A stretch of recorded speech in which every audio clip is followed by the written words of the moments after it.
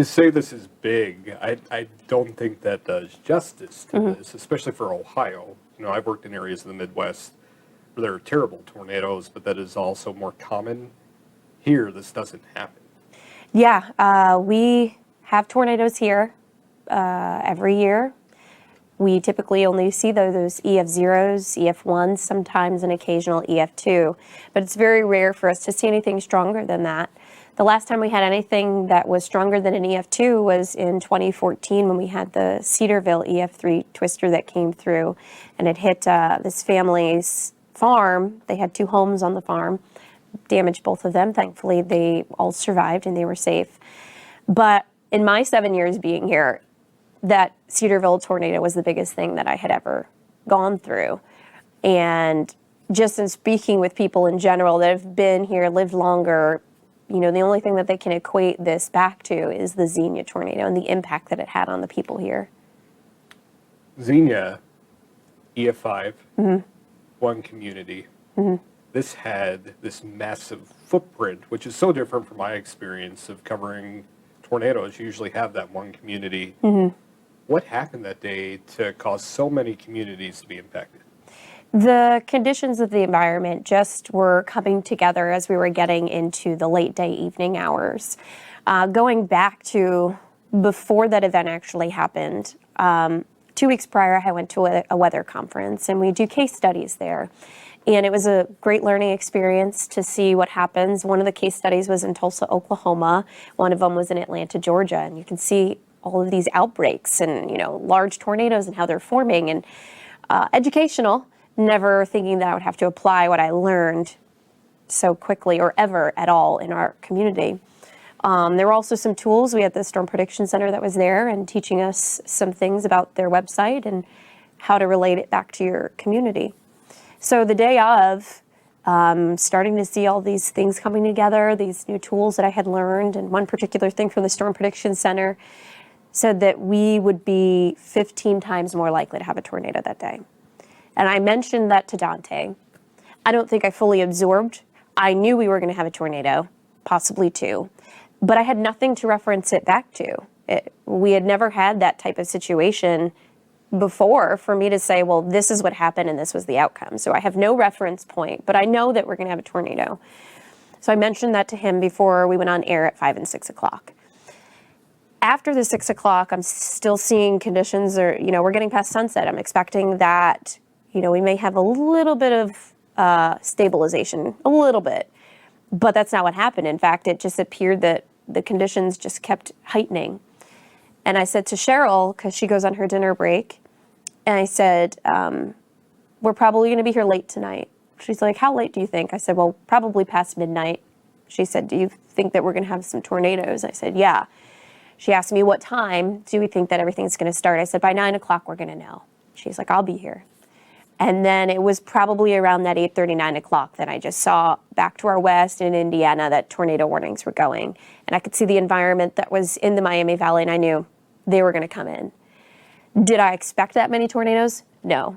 Did I expect an EF4 tornado? No. But I knew I had to be ready.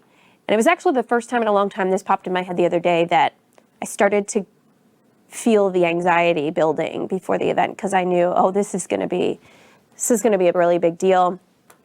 And I had to take my deep breaths as I was watching the tornado warnings just to our west and knowing this is it. This is going to be a long night. And then as soon as that warning came in, I was ready. I had prepped the director and everybody that needed to know, listen, once this warning goes, we're going. And then it went and it lit off. Yeah. I saw the circulations coming into the western part of the Miami Valley near Dark and Preble County. And then during coverage, someone asked, how's Mercer County? So I went up and I checked Mercer County and there wasn't really anything going on, but there had been a warning that had expired and did not continue into Mercer County. I said, well, right now we're doing all right, but we'll keep an eye up there. I went back south. And then all of a sudden a circulation just fired off in Mercer County. And I immediately went there, saw the circulation. In a matter of moments, there was the debris signature. And that was the first debris signature that I saw. And debris signatures are things that we use with radar products that tell us a tornado has definitely touched down. So that's when I knew, even if it was just that one community, this was a big deal. And then it escalated from there. Then we had a couple of circulations that were going into Miami County and up towards Ludlow Falls and Laura. That one showed a debris signature. That was the one that started to make me emotional, because I'm like, Salina is terrible. Now we have another place that's getting, pummeled by a tornado. Then a couple more circulations popped up in Auglaize County. We had one that eventually was in Logan County. At one point, we had 6 tornado warnings at the same time. I was describing, because I've done this a long time, I worked in Tornado Alley, and I said, you knew what was happening as this is going on, and you can't help but be emotional about that. Yeah. Because you can analyze this real time, where people on the ground don't know what's going on. What is going through your head for the moment so many people saw? What are you thinking? I needed to get it together, because this was going to be a long night. And when you start to see debris signatures, these aren't just quick little spin ups. These are tornadoes that are going to be on the ground. So it's not like, in just a couple minutes, this is all going to be over. And which we found out it wasn't, because pretty much the same time the Ludlow Falls thing is happening, that massive circulation starts in Montgomery County. And it took me about 1 or 2 seconds to really realize what that was, because it was so much bigger than the other ones in just the size. And so I was like, this is awful. And because of how close I can get with radar and use the tools, I could see that there were all these streets and all these homes. And again, I'm just thinking, oh my goodness, I hope that all these people have been watching. I hope they got the warning. I hope that they're in their safe spot, because really that's all we can do about this at this point. Your emotion, as tough as that was, you have heard so many people, our crews have heard them in the streets say, that made me activate and really take action to save my life. Yeah. And people still today are saying that. What do those words mean to you? At first, after it all happened, I was somewhat, I don't know if embarrassed is the right word, that I got emotional, because my job is not to get emotional. My job is to be there. But then to get the reaction that, because of my raw emotion and showing that I do care for the community, did what it should have done, is to get people into their safe spot. So I'm okay with it. I'm okay with the fact that my emotion was shown. If that saved a life, I'm okay with it. And we know you did. Is that because those who know you, and I've known you a short time, I can tell you're a pretty humble person. Is that hard to deal with, the scope of this? I don't think I'll ever be able to make that connection in my brain of how big of an impact I had on people's lives. The only thing that I equate it to, which is not the same, is a police officer or fireman that runs into a burning building or into a shootout. While I wasn't putting myself directly in the path of this damage, but when they're praised for doing those things, it's because that was their job. They don't think about it; they just do it. And that's kind of the same thing for me. I wasn't thinking about praise afterwards. I was thinking, I just need to let as many people know that this is a serious situation, that this is life-threatening. This is a situation unlike any other tornado event we've had in the Miami Valley.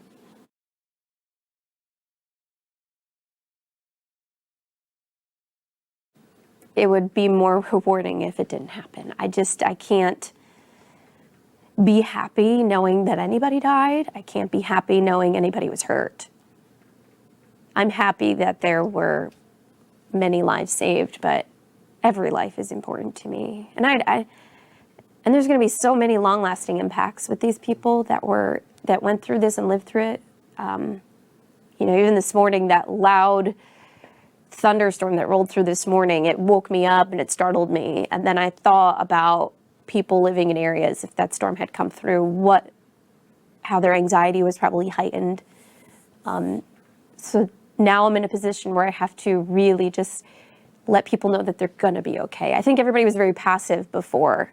I talked to a few people that said the tornado warning and tornado watches came across their phone, and they were like, meh, we have them before. Doesn't mean anything. But now people are very sensitive. The moment that tornado emergency was declared stands out to me during the coverage. What do you think when that actually came out? When that came out, I'm just like, this is Oklahoma. Because tornado emergencies are not something that are issued unless it is a life-threatening situation. And there are hundreds of thousands of people expected to be impacted by this. And that loss of life and property are very likely.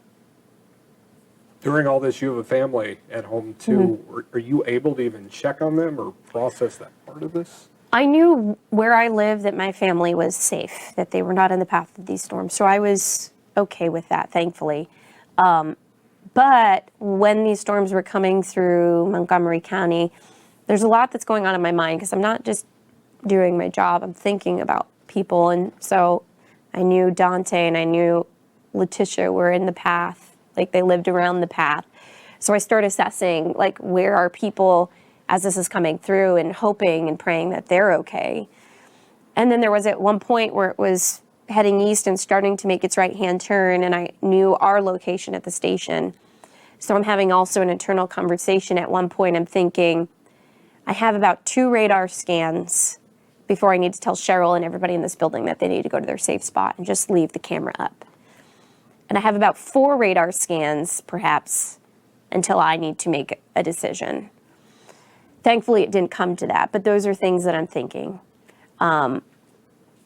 as this is all taking place. And I don't know of many people at our station that were dramatically impacted. I know some people that were, but thankfully all of the people that I know are doing okay here. And there's that moment too where you think it's Sean. We talked to Sean today and he said that wasn't us, but you see a shot and you say, Sean, you need to take cover. So there was a lot going on back to back. Yeah. Sean, I know at one point we were trying to direct them to be out of the path, and then the Salina twister happened, and I know he just headed that way. And his experience, I know, was crazy, pulling up and seeing what looked like a bomb went off in this little neighborhood. I knew that traffic tracker was on near 70 and 75 when this huge supercell is coming in and having to say they need to get off the road and they need to get to a spot. And I had to call out some places and just say, get to your spot, just be there, until I give you all clear, and then really focus in on, the areas that were going to be most impacted, which was that EF4 track. You get off air and you have a second to take a break. What is that like? Trying to segment everything back in order. I haven't gone back to look at the coverage yet. I don't know if I will or when I will. But I did make it a point that I had to go see the damage so that I can connect what it was I was seeing and going through to really what happened. So that's helped a little bit with, me and being able to process what happened. And then giving back to the community. I went to help out with the food bank today. So that made me feel really good to see some people and say, I'm here. We've called this coverage A Community Rises, and I think that's what you're speaking to. What do you think of all these stories of hope and help that have come? I am blown away how amazing the Dayton area is. I was out in Trotwood and was talking to people whose houses were just torn apart, didn't have food, didn't have water, didn't have lights, and they were just happy. Happy to be alive, grateful, thankful. They're just pleasant people, and yet there's total chaos going on behind them. It's like a juxtaposition to see that in the background and them in the foreground, standing so strong. It is probably too early to ask what that night will mean to you long term. Have you been able to answer that yet? Oh, it'll be a special place in my heart and my mind for the rest of my life. I thought Cedarville would be the one that I would remember forever, and I'll remember Cedarville forever. But this one will take the cake. I really hope and pray that it is the most intense thing I ever go through in my life. I never want to have to go through that again. I never want anybody to have to go through that again. You saved a lot of people's lives. Thank you. And that letter you wrote to the community, I think, is an appropriate way to end. The message you wanted to send with that was what? That I was proud of them. I was proud that they knew where to go when it was really important to get there. There was a story of a woman that I spoke with, that same woman that said that she ignored the warnings and then heard the noise of the tornado coming in. And they ran out of her and her mom ran out of her mother's bedroom just as the windows were shattering in. And everybody knows their safe spot. You know, my safe spot is my basement. My safe spot is this bathroom. But they knew they didn't have enough time to get the safe spot that they have always planned to go to. So in that moment, it is instinct, and instinct took over and they found where they needed to go. And I think that is something really important that people should think about. Know your safe spot and know your backup spot, because it can happen just like that. And that's how those people felt in Trotwood. Is there any other perspective you wanted to add?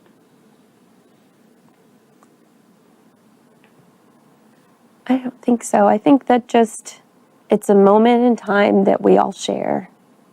And we went through it in our own different versions, some worse than others. But I'm excited to see how people rebuild and the strength of people. And it gives me new faith in humanity. And I've heard those stories before with tornadoes and flooding, and how, you know, you really see the love of the community. I haven't seen bad at all. I mean, every once in a while you hear a story of some looting or some people doing some mischievous things, but overall I think everybody's just been charging through, and I'm proud of us.